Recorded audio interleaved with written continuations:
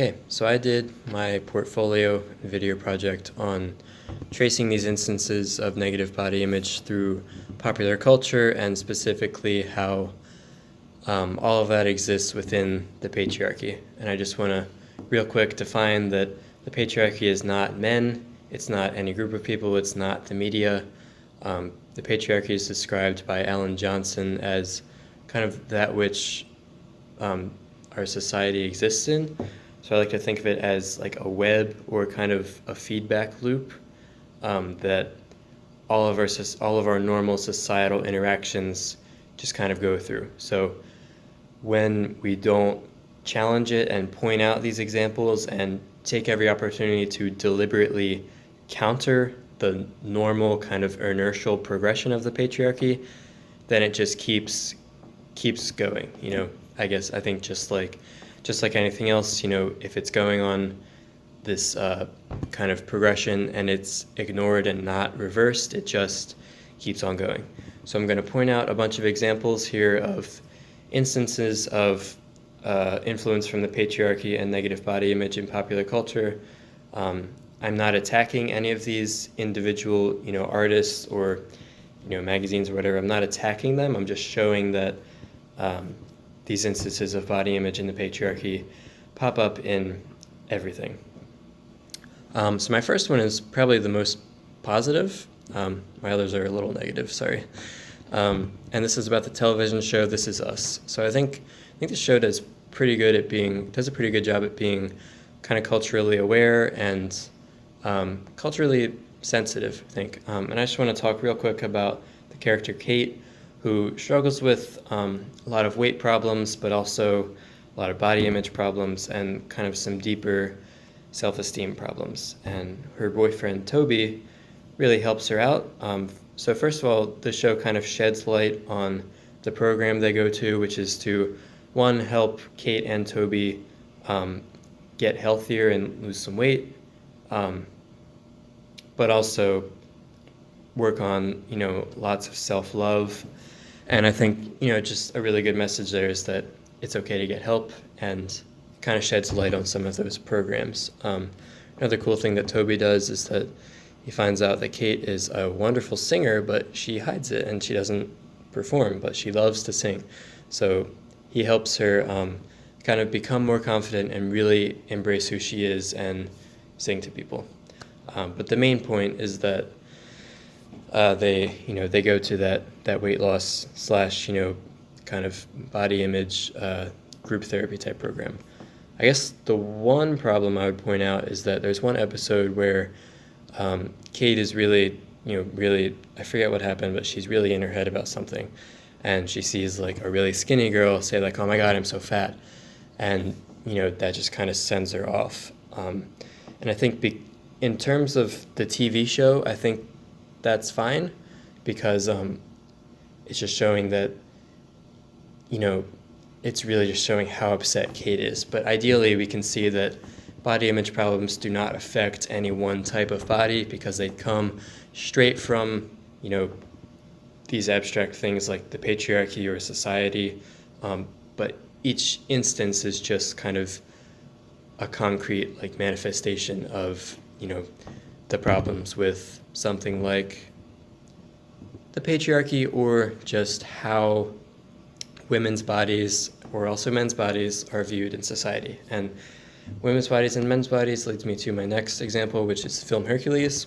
So I really like this movie, but first focusing on the character Megra, calling her body unrealistic doesn't even do it justice. I mean, her stomach is thinner than her own head and maybe even her eyeballs.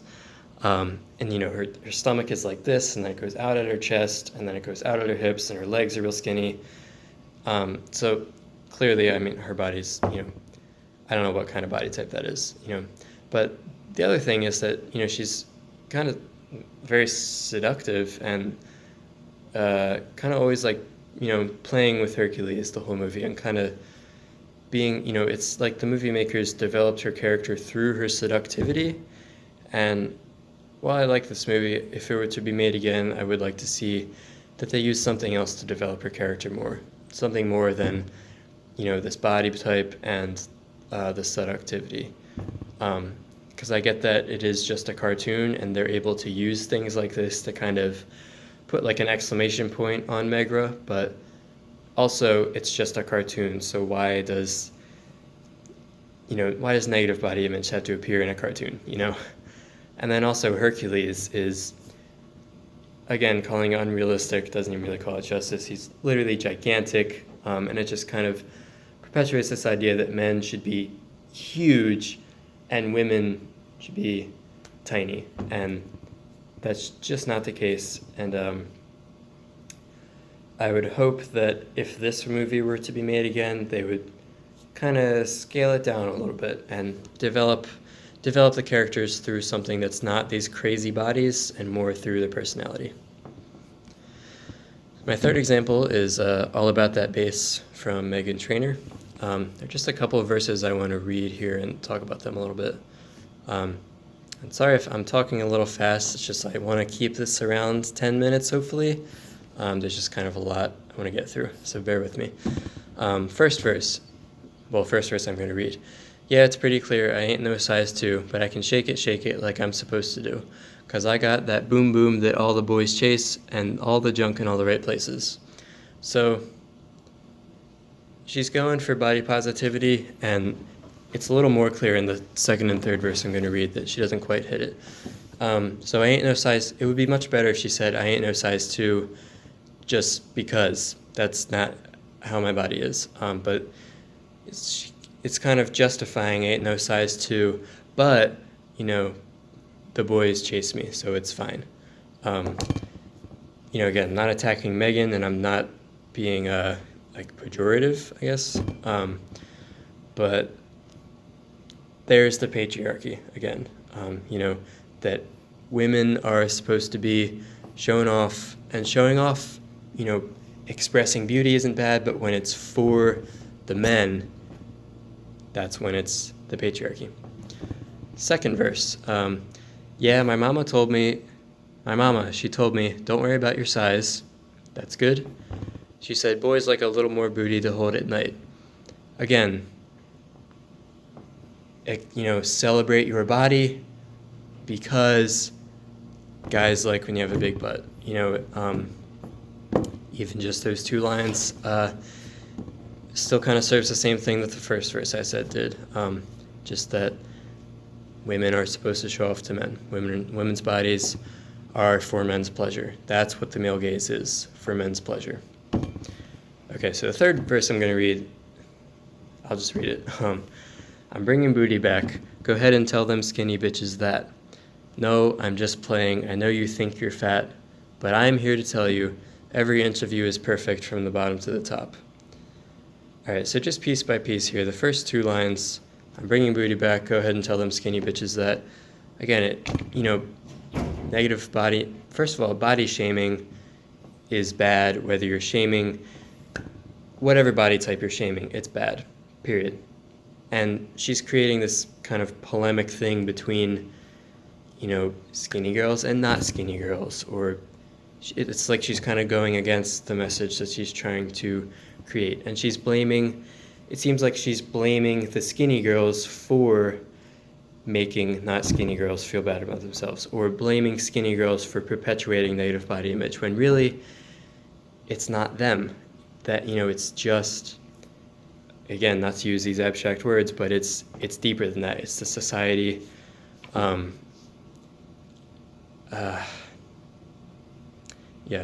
It's this, whether you want to call it the patriarchy, I don't think there's no one cause of it, obviously, but it's not the individuals. And then after that, she says, no, I'm just playing. I know you think you're fat. That is just completely invalidating to anyone who has negative body image. It's like, I know you think you have a problem, but you don't, or whatever. But I'm here to tell you every inch of you is perfect from the bottom to the top. That just seems like such a generic and superficial statement, and it's like she's kind of apologizing for what she just said. So, again, not attacking Meghan, but she's going for body positivity, but really just doesn't hit it. Okay, next example, I have 1, 2, 3, 4 left. Okay, so Cosmopolitan magazine. So again, kind of just the same problems as everything else, but this one's a little more apparent. The one thing you must never do with a guy. 26 ridiculously hot moves, the bikini body plan. So even though I think mostly women read this, this is clearly employing the male gaze, doing things for men's pleasure. The women on the front are sexualized, but not sexual. And again, embracing sexuality in a popular magazine is wonderful, but this is kind of governing, ridiculously hot moves to do, one thing to never do, how to fit into a bikini, It's just too constricting, and I don't know if Cosmopolitan thinks they're being body positive, but they just clearly are not. Again, the male gaze is employed here, and it's like this magazine's trying to train women to please men, and yeah. And then going off of that, my next example is the Perfect Body campaign from Victoria's Secret.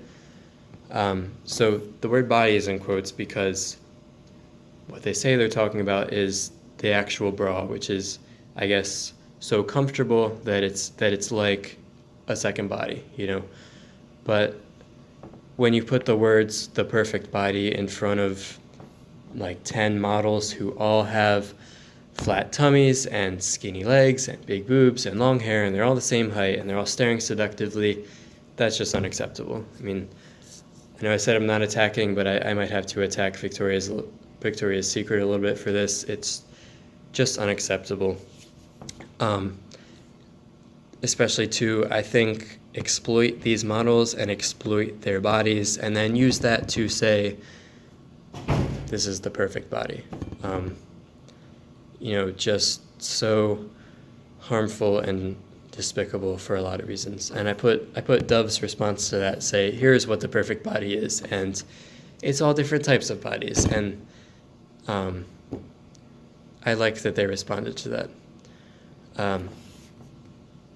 Yeah, and I actually did my community engagement paper on Victoria's Secret. All I did was spend a few minutes outside of the store and a few minutes in the store, and I got a lot more out of it than I thought I would. Okay, so the next example is the painting we looked at by Picasso in class. I'm not going to butcher the French name because I don't speak French. But I think the main thing to take away from this is that this was painted in 1907, and it's extremely abstract. You can kind of barely make out the women's faces, but still you can see the male gaze. The women are, posing seductively. They're staring right at the viewer. And again, here they're sexualized but not sexual. This is a painting of prostitutes, and, this is not a painting about exploring sexuality. It's about being sexualized, and clearly showing off to the viewer, staring at the viewer. And I think, as far as I can tell, pretty much all of Picasso's paintings are kind of abstract. But I think the fact that the women's faces are kind of blurred and kind of just out of whack, I think that can be a symbol of disorder and confusion, whether it's in these women's lives or just the disorder that comes from the patriarchy and how the influences and the expectations from the patriarchy influence the individuals. Yeah, okay. So I have one more example, and it's actually a poem that I'm going to read. This one is a little tough to read. It is called Fat by Carol Rothstein, who, as far as I can tell, is a recovery warrior. And it is about her experience with a lot, but namely an eating disorder. So I'm gonna let the poem speak for itself. So, okay. I am not fat. It took me 22 years to purge words onto a page the same way I purged my body, into stomach ulcers, popped eye blood vessels, and missing tooth enamel. 22 years to tell the tale of my bulimic, anorexic, and disordered eating hell. And I've walked barefoot through tiled deserts of bathrooms to find a mirage of my distorted body image staring up at me from the tainted water in the toilet.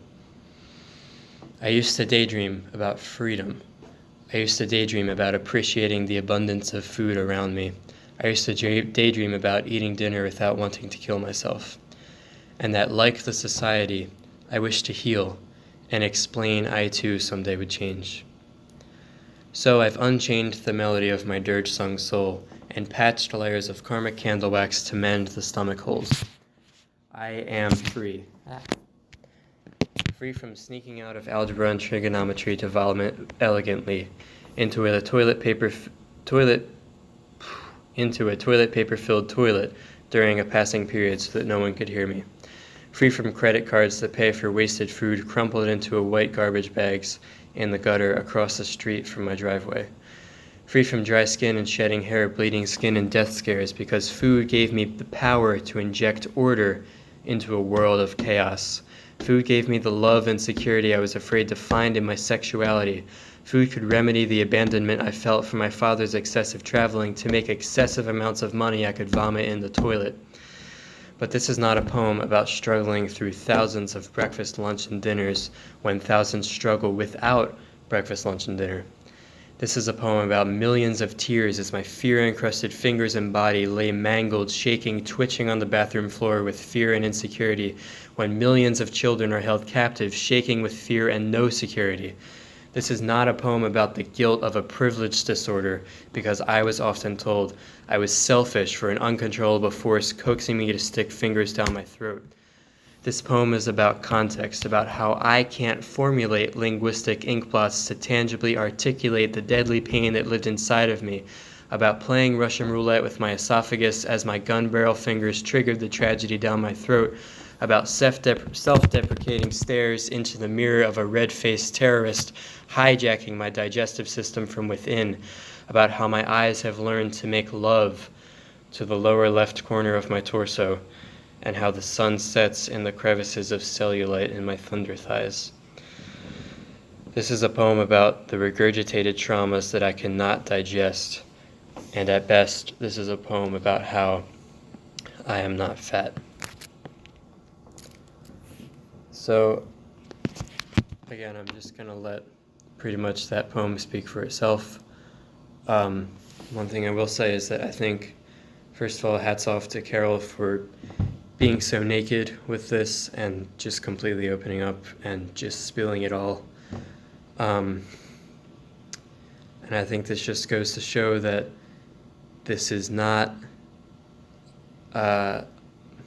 this stuff is a big deal, and it really affects everybody in a different way. And each one of these little examples, the Victoria's Secret thing, the painting, the magazine, the music, they really add up, and they're all just, I think that all the little things are just instances of how these awful ideas really penetrate society, and like how the patriarchy is something that's inertial and just tends to keep going. I think the whole negative body image thing that comes right from society, I think if we do not take every instance we can to challenge it and to deliberately try to reverse it, it just absolutely wreaks havoc on society, on individuals, and yeah.